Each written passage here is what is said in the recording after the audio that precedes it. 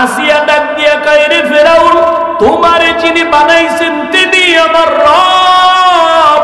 ফেরাউন কয়, বুঝি, সব বুঝি, এখন তুমি আমারে রব বইলা স্বীকার করো।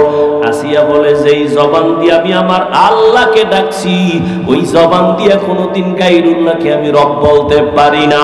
ফেরাউন বলে, না হবে, কানে কানে বলো, জোরে বললে যদি সমস্যা মনে করো। আসিয়া ডাক দিয়া কয়, ফেরাউন, তুমি আমার স্বামী হতে পারো ঠিক আছে, কিন্তু শুনো, আমি এমন রবের গোলামি করি যিনি আসতে বললেও সব তিনি শুনতেছেন। তুমি তো গোপন খবর রাখতে পারো না, আর আমার রব এমন মালিক, ইন্নাল্লাহা সামিউম বাসীর। ওরে অন্ধকারে রুমের মধ্যে দরওয়াজা জানালা বন্ধ করে সুরে যুবক,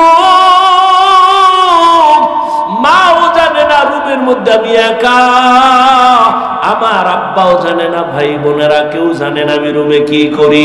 আল্লাহ কয়, তুই অন্ধকারে কি করু, আমি আল্লাহ সব কিছু দেখতেছি, আমারে ফাঁকি দিতে পারবি না রে বাবা।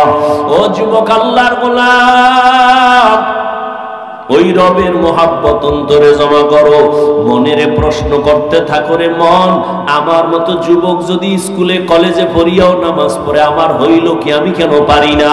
আমারে এত বয়ান দেয় তারপরও কেন আমার নামাজের মায়া অন্তরে আসে না? আসলে একমাত্র কারণ তুমি রবের চিনো না, রবের চিন্তাও তোমার অন্তরে নাই।